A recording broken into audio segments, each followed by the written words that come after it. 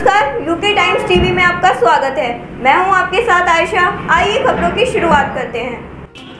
मंगलवार को गढ़वाल विश्वविद्यालय शिक्षक संघ की रुड़की इकाई के 6 महाविद्यालयों के सभी शिक्षक एवं कर्मचारी यूटा के अध्यक्ष डॉक्टर वीपी सिंह के नेतृत्व में उत्तराखंड राज्य विश्वविद्यालय विधेयक 2020 में शामिल न किए गए प्रावधानों और उच्च शिक्षा से जुड़े अन्य विषयों पर चर्चा हेतु एवं मुख्यमंत्री तक अपना पक्ष पहुंचाने के संबंध में ज्ञापन देने के लिए रुड़की विधायक प्रदीप बत्रा के कैंप कार्यालय पहुंचे, जहां शिक्षकों एवं शिक्षणेतर कर्मचारियों ने विभिन्न मुद्दों पर विधायक प्रदीप बत्रा के साथ चर्चा की।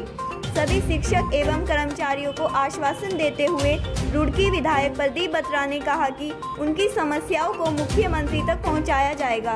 साथ ही उन्होंने कहा कि किसी भी शिक्षक, कर्मचारी और छात्र छात्राओं का हित प्रभावित नहीं होने दिया जाएगा।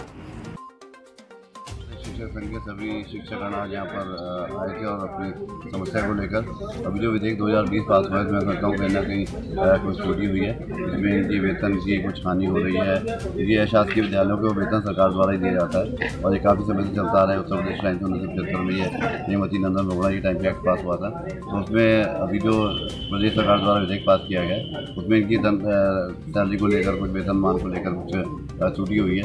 ये लोग माननीय मुख्यमंत्री से मिलकर आए हैं, उन्होंने भी आश्वासन दिया है उनकी मांग से विधानसभा में रखेंगे और इनका कोई वेतन में जो हानि नहीं होनी चाहिए, तो वेतन जिस प्रकार मिला था उस प्रकार इनको वेतन मिले, इसके लोग पूरा प्रयास करेंगे। तो विधायक कहीं ना कहीं इस तरह का पास पूरी इसमें मैं अभी जानकारी लूँगा कि इसमें क्या त्रुटि हुई है और कहाँ दिक्कत है और ये लोग क्या नहीं पहुँच पा रहे हैं। शिक्षा मंत्री से भी बारे बात की जाएगी और जेल में हमारे शिक्षा मंत्री रमेश पोखरियाल जी हमारे हरिद्वार के सांसद हैं, उनसे भी वार्ता करेंगे, मुहिम को आगे बढ़ाएंगे और जो भी इनकी हानि हुई है, जो इनकी दिक्कत है उनको दूर कराएंगे। ऐसा जी शिक्षा मंत्री जो है उनकी जानकारी पूरा मामला है क्या है और वो बहुत अच्छा काम कर रहे हैं। शिक्षकों को लेकर उन्होंने बहुत काम किए हैं, विद्यालयों को लेकर और स्कूलों को लेकर, तो इस बारे में मैं पूरी जानकारी जुटाकर फिर आपको इसकी जानकारी। ऐसा है कि उत्तराखंड सरकार ने राज्य विश्वविद्यालय विधेयक 2020 इन्होंने पारित करवाया है और इसमें से इन्होंने जो उत्तर प्रदेश राज्य विश्वविद्यालय अधिनियम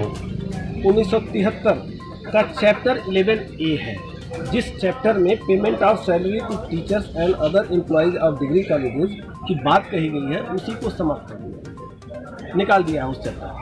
अब इससे होने वाले दुष्परिणाम क्या है? इससे होने वाला दुष्परिणाम ये है कि जो इनका ये एक्ट है विश्वविद्यालय अधिनियम 2020 ये भी पारित हो गया, तो उस अधिनियम में जब सैलरी का प्रोविजन ही नहीं है, जो एडेड कॉलेज है, मैं आपको पहले स्पष्ट कर दूं कि एडेड कॉलेज है, ये एडेड कॉलेज चाहे उत्तर प्रदेश हो चाहे उत्तराखंड हो या पूरे देश में, ये बहुत ही पुराने कॉलेज हैं। और जब सरकार शिक्षा पर इन्वेस्ट नहीं कर रही थी तब कुछ विशेष मतलब लोग थे, बुद्धिजीवी लोग, जिन्होंने संस्थाएं खड़ी की और उन्होंने पहले तो अपने जेब से लोगों को सैलरी दिया, बाद में उनके योगदान को देखते हुए सरकारों ने जो है उनको एड देना शुरू किया। और वो एड क्या था? जो टीचर और एम्प्लॉई हैं उनकी सैलरी। अब आप देख लीजिए, तो ऐसे कॉलेजों में सरकार को संसाधन के नाम पर एक पैसा नहीं खर्च करना पड़ा है, सिर्फ वो जो है सैलरी दे रही है। अदरवाइज जो गवर्नमेंट कॉलेज होते हैं, संसाधन भी सरकार खड़ा करती है और सैलरी भी वही देती है। तो यहाँ सिर्फ सैलरी देना है।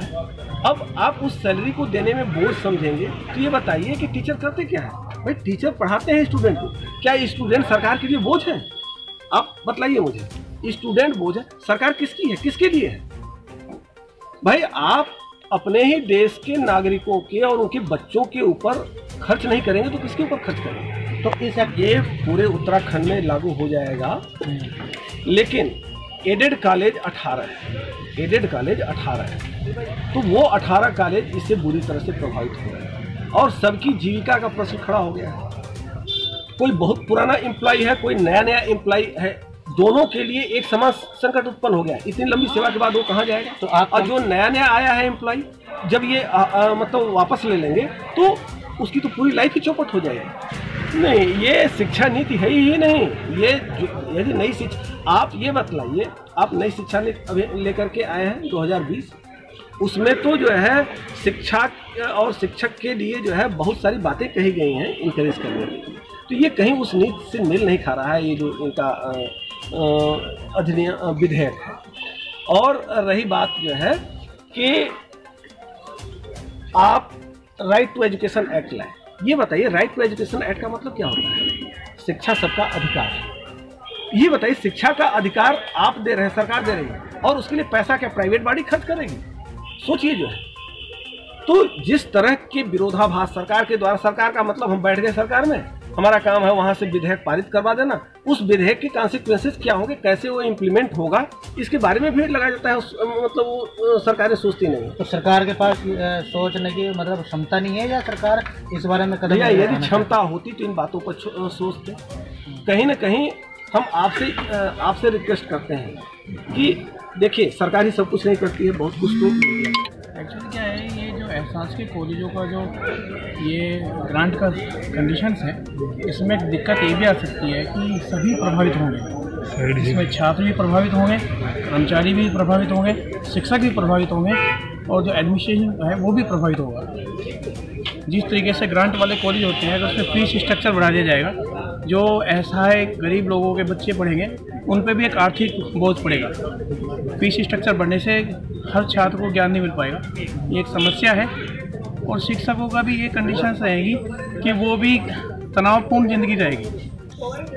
एक्चुअली ये सच्चाई यही है कि जब आपको स्कोप नहीं मिलेगा, जो छात्र अपनी पढ़ाई पूरी करने के बाद में कहीं रोज़गार देखेगा, तो जब स्कोप नहीं मिलेगा उसको तनावपूर्ण ज़िंदगी नहीं लेना चाहेगा। जो आज की डेट में सम्मान गुरुजनों का रहा है, वो कहीं ना कहीं फिर कॉमर्शियल हो जाएगा, जो कि गलत है। हाँ, ये इसका सभी पे दुष्परिणाम होगा, छात्रों पे भी पड़ेगा, शिक्षकों पे भी पड़ेगा।